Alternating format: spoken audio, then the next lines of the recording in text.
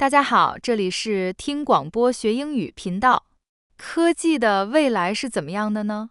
Vinod Khosla 预测一个由激进的非线性思维驱动的未来，强调人工智能支持的免费专业服务，地热能源和气候解决方案中的创业创新，强调不大可能的想法在创造重大社会影响方面的潜力。好了，我们还是来听科学家的预测吧。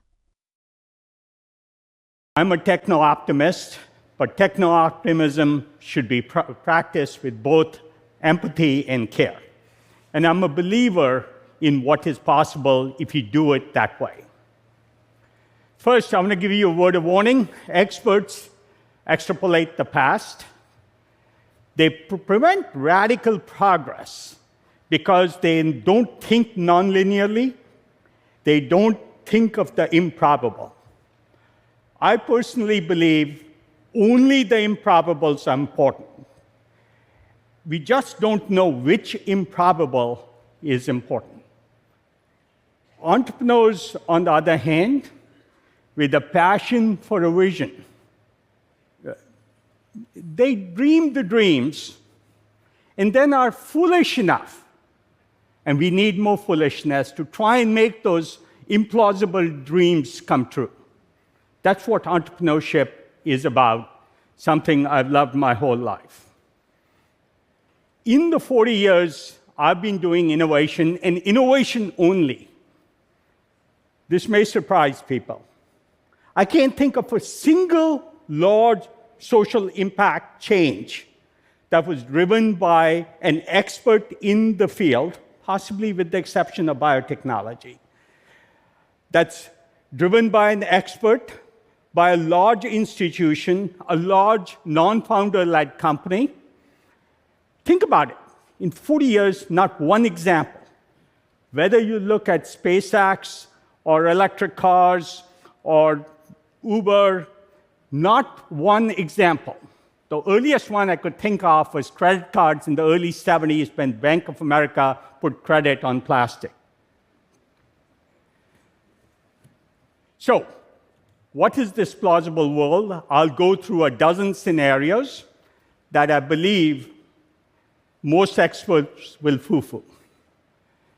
Most expertise enabled by AI will be free.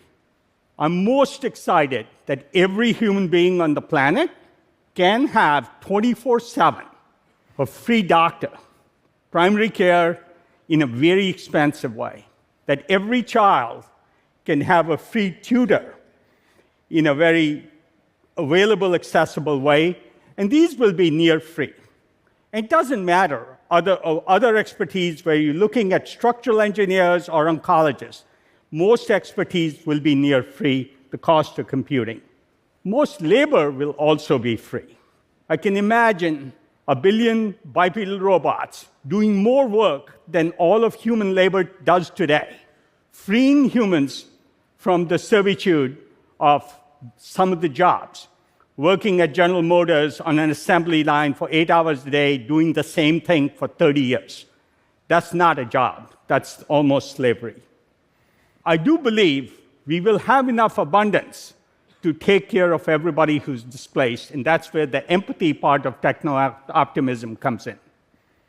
We will have enough for redistribution to happen. Programming will be near free also.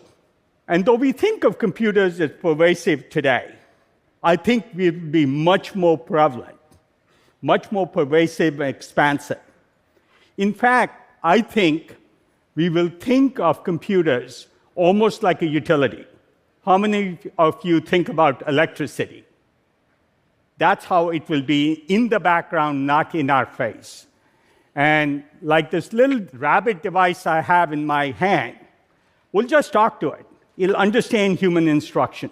Computers will adapt to humans. We won't have to have humans learn computer.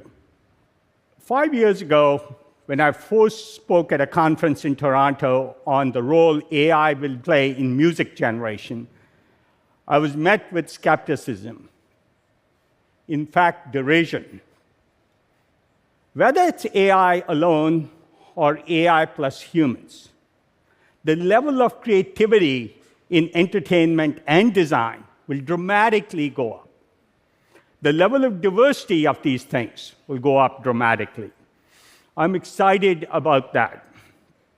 Surprisingly, internet access will mostly be by agents.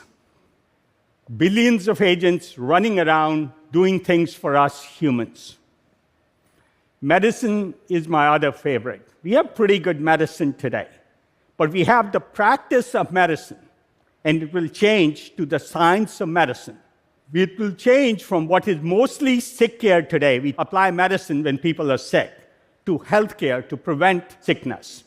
It's a shame that in this day and age, most people who get a heart attack discover they have cardiac disease by having a heart attack, not 20 years earlier when that disease started.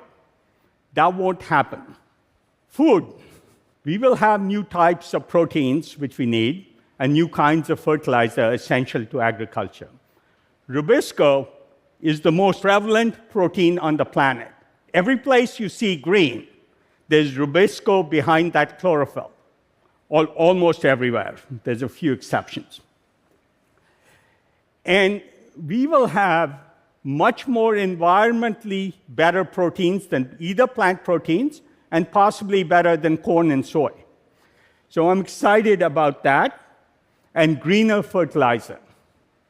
Oh, my favorite. Experts completely disagree with me when I say this.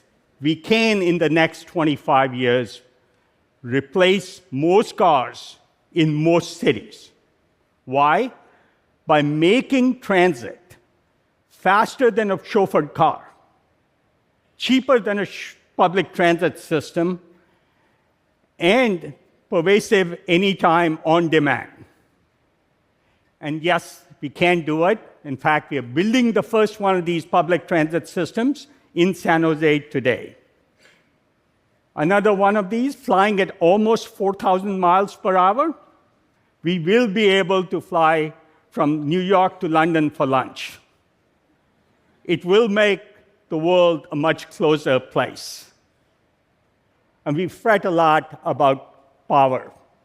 And we think solar and wind are the solution. They're great solutions I've been advocating for the last 20 years.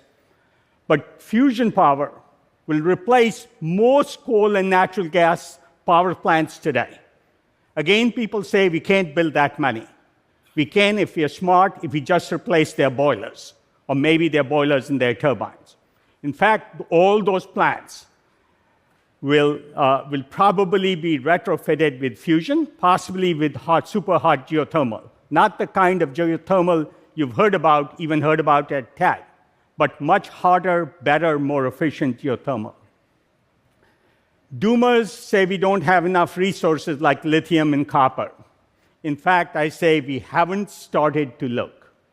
In fact, we haven't started to develop the technologies that will let us look a kilometer below the surface.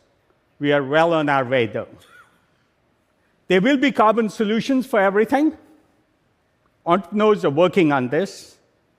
There's only a dozen major emitter categories, and I wrote a blog on it about 2 years ago.